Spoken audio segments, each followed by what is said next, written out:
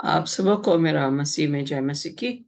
और मुझे खुशी है कि मैं आपके साथ हाजिर हो सकती हूँ आज के इसमें प्रोग्राम में। और आज का संदेश जो है वो मैंने मत्ती उसके 5वें अध्याय से लिया है। और आइए हम प्रार्थना में जाएंगे। हे हमारे स्वर्गीय महान परमेश्वर पिता, तेरा धन्यवाद करते हैं तेरी बरकतों के लिए जो तू हमारे पर डालता है। और जो संदेश तू मुझे देता खुदा मेरे साथ हो, पवित्र आत्मा के द्वारा मेरे शब्दों को छू, ताकि लोग इस वचन में मुझे ना देखें बल्कि तुझे देखने वाले बने। मैं जिस भी हालत में हूँ मुझे एक्सेप्ट कर, मैं पापी हूँ और अपने पापों की क्षमा मांगती हूँ। हर एक वचन जो मैं बोलूँ वो तेरी ओर से हो और लोग इसको सुने और आशीषित होने वाले बने। यही मेरी प्रार्थना है, सुनो ग्रहण कर, आमीन। हम जैसे देखते हैं कि हमारे पास यीशु का पहाड़ी उपदेश, this is taken from Mount of Olives, where Jesus was there. He delivered this message to his disciples. इस वह इस भीड़ को देखकर पहाड़ पर चढ़ गया और जब बैठ गया तो उसके चेले उसके पास आए और वह अपना मुंह खोलकर उन्हें ये उपदेश देने लगा। ये जो पहाड़ी उपदेश है जो कि हम देखते हैं, ये हमारे लिए बहुत अहम है, क्योंकि परमेश्वर हमारे साथ है और परमेश्वर जो है हमें बता रहा है कि हमें किस तरह का इंसान बनना चाहिए। इसमें वो गुण है जो परमेश्वर के गुण हैं। Now we see the character of God through this Matthew chapter 5 verses 3 to 12. The character of God is portrayed here. We see how when Jesus was here on the earth, how he was taking care of the disciples, how he went around preaching, teaching and healing the poor and the needy. जिन लोगों की मसीह की जरूरत थी, मसीह उनके बीच में गया। और आज हम इसी के ऊपर हम अपना वचन जो है हमारा आधारित है। और मैं जानती हूँ कि आप लोग बड़े गौर से इसको सुनते हैं और लोगों में शेयर भी करते हैं। यही हमारा काम है, परमेश्वर के वचन को अपने तक सीमित नहीं रखना, लेकिन परमेश्वर के लिए हमें इसको आगे जो है हमें लेके जाना है, क्योंकि परमेश्वर चाहता है कि हम इस वचन को दूसरे लोगों तक बांटें। आइए हम देखेंगे, इंग्लिश में इसको बी एटीट्यूड कहा गया है, मैथ्यू चैप्टर 5 वर्सेस 3 to 12। और हम देखते हैं कि पहाड़ के ऊपर चढ़ जाता और भीड़ उसके आगे पीछे होती है। वो यीशु को सुनने के लिए बहुत ही इच्छुक थे, and they were very much eager to hear Jesus Christ, and wherever Jesus went they followed him. I don't know whether they were following him just to listen to him or to get healings or learn about teachings of Jesus Christ and to learn about his character. हम नहीं जानते कि वो भीड़ जो यहाँ पे इतनी भीड़ थी, हम देख रहे हैं कि हर जगह परमेश्वर यीशु मसीह के साथ उसके लोग पीछे पीछे रहते थे और भीड़ के साथ यीशु मसीह उनके साथ घुल मिल जाता था। वो कहता था कि मैं गरीबों और दरिद्रों के लिए आया हूँ। और वाकई में उसने इस दुनिया में रह के ये दिखाया कि वो किसके लिए आया है। यहाँ पे देखते हैं इसको पहाड़ी उपदेश के तौर पे भी कहा गया है। ये तीसरे आयत से शुरू होता है। ये कह रहा, धन्य है वे जो हृदय से दीन है, स्वर्ग का राज उन्हीं के लिए है। Blessed are the poor in spirit, for theirs is the kingdom of heaven. किसके लिए स्वर्ग का राज्य है? क्या हमारे मन दीन है? क्या हम एक दूसरे को देख के हमें उनके ऊपर दया आती है? हम देखते हैं हमारा मनों को दीन होना बहुत जरूरी है। हम देखते हैं अब्राहम जो है बहुत ही ज्यादा दीन इंसान था, तभी परमेश्वर उसे वहां से निकाल के लाया और बगैर कुछ पूछे जहां परमेश्वर उसे लेकर आया तो चल दिया। बहुत जरूरी है कि हमारे हृदय दीन होने चाहिए, क्योंकि हम और आप ये देख रहे हैं कि we want to go to heaven, and in order to go to heaven we must be poor in spirit, for their is the kingdom of heaven. हमें अपने आप को दिखावा नहीं करना है, अपने मनों को हमें दीन बनाना है, and we have to be poor in spirit. When we look about this, we see blessed are those who mourn, for they will be comforted. धन्य है वे जो शोक करते हैं, क्योंकि वे शांति पाएंगे। हम देखते हैं कि अक्सर हमारे कोई भी ऐसा इंसान नहीं है, there is no one who can say I have not experienced death in my family. Every person has experienced death. The problem is not experiencing the death. The problem is how to get comfort and peace. परेशानी ये नहीं है कि हमारे परिवारों में हमने मृत्यु का अनुभव किया है। परेशानी ये है कि हम जो शोक कर रहे हैं, हमें शांति किस प्रकार मिले। और ये कहते हैं कि जो शोक करते हैं, those who are mourning, God is going to give them his comfort and peace. अक्सर हम देखते हैं कि लोग जो हैं, जब देखते हैं कि किसी के घर में मृत्यु हो गई, तो वो जो है उनको समझ नहीं आता वो क्या करें, लेकिन वो फिर भी जाते हैं, लोगों के बीच में जाके बैठ जाते हैं। शायद उनका आना ही उस परिवार के लिए एक शांति और एक तसल्ली देता है। ऐसे टाइम में हम कुछ भी नहीं बोल पाते, लेकिन जब हम परमेश्वर से प्रार्थना करते हैं, परमेश्वर से प्रार्थना में तसल्ली और शांति मांगते हैं, तो वो हमें वो दुख, वो जो शोक हम कर रहे हैं, उसको झेलने की, सहने की शक्ति देता है, क्षमता देता है, और हमें उस शोक से बाहर निकाल के लाता है। हम देखते हैं कि मृत्यु से कोई भी नहीं जीत सका। Death is the ultimate thing that we have to experience.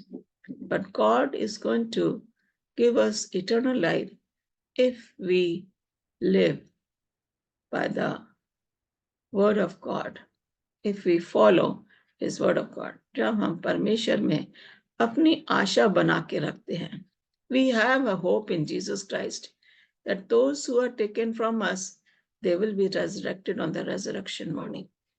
जो लोग हमसे बिछड़ गए हैं मृत्यु के दौर, जो कि लंबी नींद में सो गए, परमेश्वर ने हमें शांति, तसल्ली दी है, और ये हमें आशा दी है कि वो अजीज जो हमसे बिछड़ गए हैं, उनको दोबारा जिंदा करके आसमान में ले जाया जाएगा। हम देखते हैं कि धन्य है वे जो नम्र हैं, उन्हें प्रतिज्ञात देश प्राप्त होगा। Blessed are the meek, for they shall inherit the earth. मत्ती 5:5 में कह रहा है, जो नम्र हैं। बहुत ही जरूरी है कि हमें अपने स्वभाव को नम्र बनाना चाहिए। हम कह रहे हैं प्रतिज्ञा देश प्राप्त होगा। We will inherit the earthly kingdom which is going to be established on earth by Jesus Christ after 1000 years. 1000 साल के बाद हम उस स्वर्ग के जो राज्य है, जो कि इस पृथ्वी पर आएगा, उसके हम वारिस होंगे। इसलिए परमेश्वर कहता है हमें नम्र हमारा स्वभाव होना चाहिए। बड़ी नम्रता से हमें लोगों के साथ पेश आना चाहिए। If we are meek in our behavior towards our fellow human being, definitely God has a reward for each one of us, and that reward is we shall inherit the earth. हमारा जो प्रतिफल है वो होगा कि इस पृथ्वी पर, जब इस पृथ्वी का नाश हो जाएगा, जो स्वर्ग का राज्य जब इस पृथ्वी पर आएगा, हम उसके वारिस होंगे। ये प्रतिफल है जो कि हमें मिलने वाला है। हम देखते हैं कि हम किस ओर बढ़ रहे हैं। Blessed are they which do hunger and thirst after righteousness, for they shall be filled. प्रभु यीशु ने कहा था, धन्य है वे जो धार्मिकता के भूखे और प्यासे हैं, क्योंकि वे तृप्त किए जाएंगे। जैसे कि हमने देखा कि ये पहाड़ी उपदेश है, यीशु मसीह जहां जहां जा रहे हैं, लोग उनके पीछे पीछे जा रहे हैं। वो धार्मिकता के भूखे और प्यासे हैं। अजीजों, हमारे पास जो वचन है, अगर हम लोगों में जाएं, तो वो धार्मिकता के भूखे प्यासे हैं। They want to listen to the word of God, provided we take this word of God to them. They will be filled with righteousness. We need to take this to the people who are groping in darkness, जो कि अंधेरे में है, जिनको प्रभु के वचन के बारे में कुछ नहीं पता, जो परमेश्वर के बारे में सुनना मांग रहे हैं। हम देखते हैं कि यीशु मसीह जब जाता था और भीड़ की भीड़ उसके पीछे आ जाती थी, a big crowd used to be behind him, and after preaching to them he would provide them food. जब वो उनको प्रचार कर लेता था, हम देखते हैं कि 5,000 लोगों को उसने शारीरिक भूख भी पूरी करी और धार्मिकता की भूख भी पूरी की। जब हम अपना वचन लोगों तक सुनाते हैं तो हमें धार्मिकता के जो भूखे प्यासे हैं उन्हें तृप्त करना है। अगर हमारे बस में है तो हमें उनकी जरूरतों को भी देखना, उन्हें किस चीज की कमी है। शायद उनके घर में खाने के लिए आटा नहीं है, या सब्जी नहीं है, या उन्होंने बड़े तंगी से गुजर रहे हैं। हमें उनकी, अगर हम उनकी मदद कर सकते हैं तो हम उनकी शारीरिक और धार्मिकता की दोनों जरूरतों को पूरा कर सकते हैं। It says, blessed are they which do hunger and thirst after righteousness. जो धार्मिकता की ओर जाना मांग रहे हैं, हमें उनको वहां तक लेके जाना है। फिर हम देखते हैं, धन्य है वो जो दयालु हैं, क्योंकि उन पर दया की जाएगी। Blessed are the merciful, for they shall obtain mercy. दयालु का मतलब क्या है? किसी को देख के हमारे मन में दया आना। यहाँ तक नहीं, not only having being merciful, but we have to do some more beyond being merciful, showing mercy. दयालुता का मतलब यह है कि दयालुपन से हमें थोड़ा आगे बढ़ना है। अगर हमारे मन में किसी के लिए दया आ रही है तो हमें वो दया जो हमारे मन में आई है, वो परमेश्वर हमारे मन में दया डालता है, and then only we go ahead to help the people. जब तक हमारे मन में दया नहीं आएगी, जब तक हम गरीबों के बारे में नहीं सोचेंगे, जब तक जरूरतमंद के बारे में हम नहीं सोचेंगे, उनको देख के हमारे मन में अगर दया आई है तो परमेश्वर ने वो दया आपके मन में डाली है। परमेश्वर चाहता है कि आप उनकी सहायता कीजिए। And if we show mercy to the needy once and go beyond our expectation anything, हमें उनकी दया दिखाने का मतलब ये नहीं कि आज मैंने उनकी सहायता की है तो कल मुझे इनसे कुछ मिलना चाहिए। ऐसा हमारी अपेक्षा नहीं होनी चाहिए। तो फिर से धन्य है वे जो दयालु हैं। अगर, क्योंकि मसीह का स्वभाव भी दयालुपन था, उन्होंने लोगों पे दया दिखाई, तो हमारा भी यह हक बनता है कि हम लोगों पे दया दिखाएं।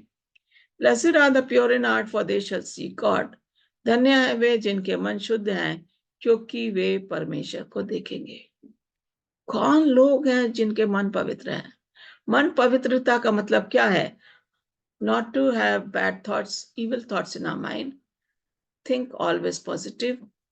Read about the Bible and think what the Bible verses are telling me to do.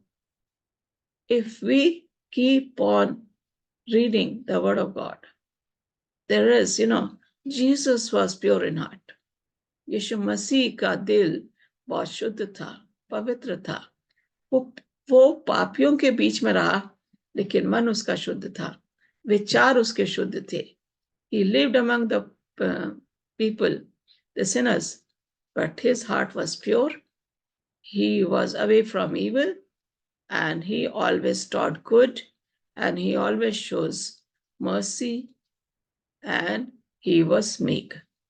ये जो दया और मन का शुद्ध होना, ये जब हम परमेश्वर के नजदीक रहेंगे, when we are near to God, when we continuously pray to God, when we ask for the forgiveness of our sins, that's when our hearts are pure. And people whose hearts are pure, only they will be able to see God. जब हम माफी मांगते हैं, जब हम अपने मनों को दीन बनाते हैं, जब हम अपने मनों में शुद्ध विचार लाते हैं, जब हमारे मन में बुरे विचार नहीं आ रहे, जब हम मसीह का क्रूस उठा के चल रहे हैं, तो तभी हम मसीह को देखेंगे। यही मसीह लोगों को बता रहे थे, blessed are the pure in heart for they shall see God. धन्य है वे जो मेल कराने वाले, क्योंकि वे परमेश्वर के पुत्र कहलाएंगे। Blessed are the peacemakers for they shall be called the children of God. I remember very well, एक फैमिली थी जिसमें कि काफी लड़ाइयाँ हो रही थी, और मेरे डैडी क्योंकि पास्टर थे, और एक चर्च मेंबर आते हैं मेरे डैडी के पास, और वो आके कहते हैं, पादरी साहब चलिए उस परिवार में चलते हैं, क्योंकि बाइबल में लिखा है धन्य है वे जो मेल कराने वाले हैं, क्योंकि वे परमेश्वर के पुत्र कहलाएंगे। हम परमेश्वर के पुत्र कहलाना मांगते हैं, लेकिन हमें यह भी देखना है कि किस तरीके से हम लोगों से मिलते हैं। अगर हमारे मन शांत हैं तो हम दूसरों के मनों में घर कर सकते हैं, दूसरों का मेल करा सकते हैं। अगर दो भाई लड़ रहे हैं, हमारा हक है उनकी लड़ाई को दूर करें। अगर दो परिवारों में आपस में मतभेद है, हमारा यह हक बनता है कि हम उनका मेल कराएं। Whenever we see, we're living in a sinful world and people keep fighting, people keep having differences against each other. But if we are God's children, we definitely will go out of our way to make peace among those people, because they are also chosen by God. And we are also chosen by God. We need to do our part by making them coming together, bringing them together to God's presence, so that they will take away their malice, their hatred for each other, and they will be able to love God. हमारा यही उद्देश्य है कि हम लोगों के बीच में mail कराएं जहां पे मतभेद हो रहे हैं।